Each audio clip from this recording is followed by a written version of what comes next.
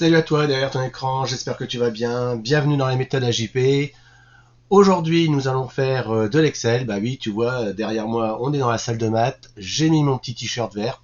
Donc, du coup, on va faire de l'Excel. Alors, aujourd'hui, dans Excel, qu'est-ce qu'on va voir? Eh ben, on va voir les formules de base. Utiliser Excel comme si c'était une grosse calculatrice. Donc, on va voir comment on fait des additions, des soustractions, des multiplications, des divisions, les priorités de calcul dans les mathématiques. Bah ouais, il va falloir faire un petit peu de révision en maths pour comprendre comment fonctionne Excel. Et ça, c'est pas toujours sympa. Mais bon, tu vas voir, c'est pas compliqué. Une fois qu'on a compris le principe, ça va tout seul. Allez, c'est parti. Alors, dans Excel, déjà, il faut savoir quel signe on va utiliser pour faire des additions, des soustractions, des multiplications et des divisions. Donc, pour faire une multiplication, on va utiliser l'étoile, la petite étoile. Et parce que le X qu'on utilise pour faire le signe multiplié, bah en fait, c'est le X sur le clavier. Donc, on l'utilise pour écrire. Donc là, on ne peut pas l'utiliser pour faire des opérations dans Excel. Pour faire le diviser, d'habitude, pour faire diviser, on fait 2 points avec un trait. Et ben là, en fait, on va utiliser le slash. Le slash qui va représenter en fait la barre de fraction. Quand tu mets 1 slash 2, ça veut dire que c'est 1 divisé par 2. Et puis après, évidemment, pour l'addition, on va utiliser le plus. Pour la soustraction, on va utiliser le moins. Il faut savoir que toute formule dans un tableur commence par le signe égal. Quand tu mets égal dans Excel ou dans un autre tableur, en fait, il sait qu'il doit travailler, il sait qu'il doit calculer. Donc n'importe quelle formule dans Excel, que ce soit les petites formules de base qu'on va voir aujourd'hui, ou alors les formules plus avancées qu'on verra plus tard, ça commencera toujours par un égal. On peut utiliser des parenthèses dans des formules de base, tu verras, c'est vraiment pas compliqué et ça marche très très bien. Et donc c'est là où on va réviser un petit peu des mathématiques, puisque en fait les priorités de calcul en mathématiques sont respectées dans Excel. Et donc généralement beaucoup de gens disent oh bah Excel il calcule pas très bien. Bah non, en fait c'est eux qui ont oublié le principe des priorités de calcul en mathématiques. Donc nous allons voir tout ça. Alors où se trouvent les signes sur ton clavier? Eh bien en fait ils se trouvent au niveau de ton pavé numérique ici. Le multiplié, tu vas le trouver au-dessus du 9. Le slash, tu vas le trouver au-dessus du 8. Le moins et le plus, tu le trouveras sur les côtés. Donc tout se trouve au niveau du pavé numérique si tu as un pavé numérique. Si tu as un ordinateur portable qui n'a pas de pavé numérique, à ce moment-là, tu trouveras ces signes à ce niveau-là. Alors l'étoile se trouve à côté de l'entrée, du gros bouton entrée. Le slash se trouve au-dessus du bouton Alt-GR avec les 2 points, donc il faut faire Shift et les 2 points pour avoir le slash. Le plus se trouve sur la même touche que le égal. Et le moins se trouve sur la touche 6 au-dessus du T et du Y. Donc allons voir maintenant comment ça se passe un peu dans Excel. Donc voilà, tu vois là, je t'ai fait un petit tableau, j'ai fait tout simplement la table des 8, tout simplement, pour te faire comprendre comment ça fonctionne. Donc là, comme je t'ai dit tout à l'heure, toute formule dans Excel commence par un égal. Donc je me place à l'endroit où je veux mettre la formule en cliquant, en sélectionnant la cellule. Je fais égal. Et ce que je ne fais pas, c'est de faire 8 étoiles 1. Alors je peux le faire bien évidemment si j'appuie sur entrée pour valider ma formule, puisque là ça y est, j'ai fait une petite formule. Voilà, tu vois, ça me fait 8.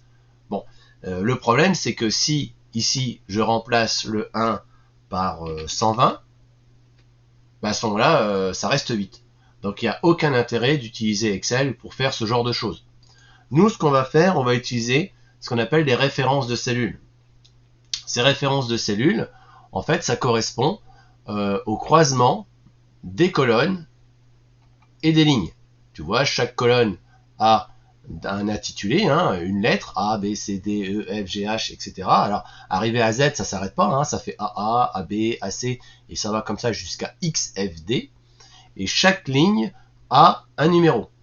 Et chaque cellule, le croisement des lignes et des colonnes, ont une référence un peu comme à la bataille navale. Tu vois là, ici, là, je suis en cellule A2. Là, je suis en cellule B. B2. Donc du coup, je ne vais pas faire 8 fois 1, je vais faire A2 fois B2. Et c'est Excel qui va aller regarder à l'intérieur de la cellule le contenu, et si c'est du numérique, il fera le calcul. Donc allons-y, je fais égal, et là ça va te paraître bizarre, mais je tape pas A2. Dès que tu fais égal, dès que tu as appuyé sur égal, dès que tu cliques sur une cellule, automatiquement Excel écrit la référence de cellule. Donc là j'ai fait égal A2 en cliquant sur A2, je fais étoile et je clique sur B2. Là ma formule est terminée, je ne vais pas plus loin, je fais entrée pour valider. Et là il me fait 8. Et par rapport à tout à l'heure, du coup, quand je remplace le 1 par 120 et que je valide, et bien automatiquement Excel recalcule. C'est vraiment le principe de base de tout tableur informatique, que ce soit Excel, Calc de LibreOffice ou Google Sheet de Google. Et ensuite, pour faire les formules en dessous, je ne vais pas recommencer l'opération, donc faire égal A3 multiplié par B3 et faire entrer et continuer comme ça. Hein. Ça, je ne le fais pas. Tout simplement parce que je te rappelle que en bas à droite, il y a la poignée de recopie.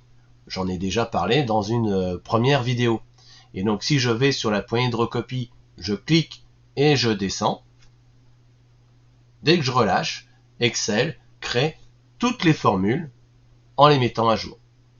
Donc là, automatiquement, ici, tu vois, regarde, quand je double-clique pour rentrer dans la cellule, il a fait B3 fois B3. Si je double-clique ici, il a fait automatiquement A6 fois B6. Voilà, ça c'est vraiment le principe ultra de base d'un tableur informatique.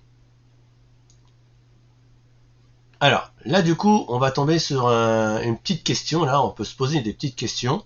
Si ici, je viens là, je fais égal, et donc là, ici, tu vois, j'ai mis 5, 4, 3.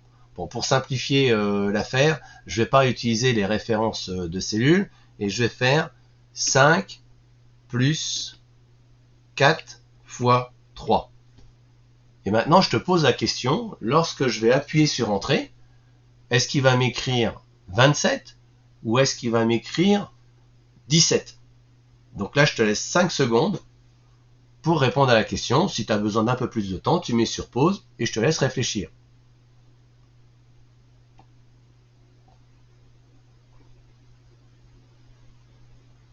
Donc, quand j'appuie sur Entrée, eh bien là, Excel, il me dit 17.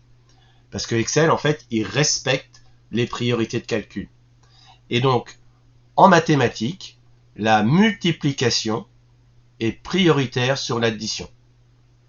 La multiplication et la division d'ailleurs, hein, donc si j'avais mis un slash ici, Excel aurait fait la division avant de faire l'addition ou la soustraction si le plus avait été un moins. Si je voulais que ça écrive 27, eh bien à ce moment-là, j'aurais dû mettre le 5 et le 4 entre parenthèses. Parce que en mathématiques, les parenthèses sont prioritaires sur toute autre chose. Donc là, quand j'appuie sur Entrée, voilà, là, il m'écrit 27. Alors j'ai souvent rencontré des gens qui me disent « Ah, Excel, il calcule pas bien. » Non, on a juste oublié les priorités de calcul. Les multiplications et les divisions prioritaires sur les additions et les soustractions, et les parenthèses prioritaires sur toute autre chose. Dernier point, si tu as le même niveau de calcul, là je fais 5 divisé par 4 multiplié par 3. La question c'est, est-ce que Excel va faire la division en premier ou la multiplication en premier? Je te laisse 5 secondes pour réfléchir.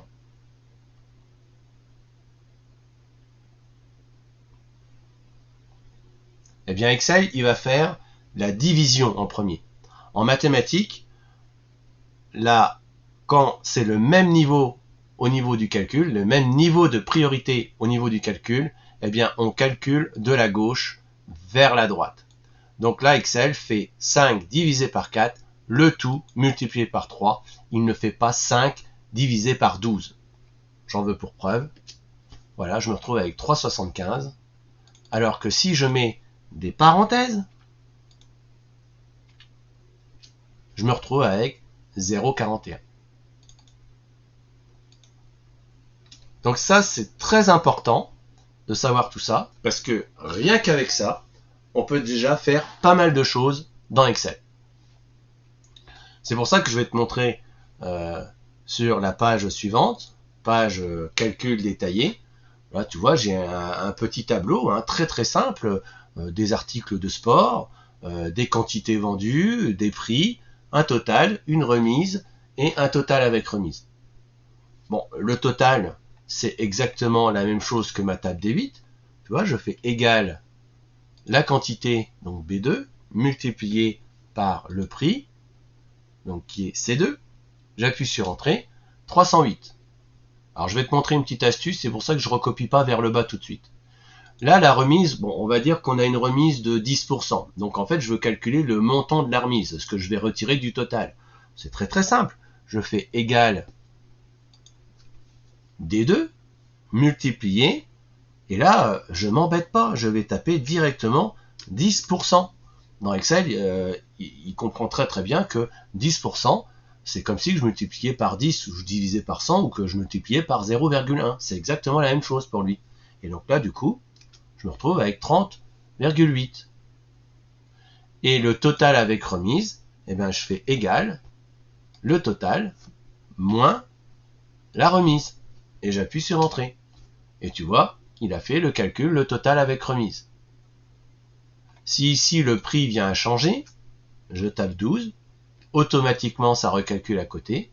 Si j'en ai vendu plus ou moins, on va dire plus, donc je passe à 30, automatiquement il recalcule aussi.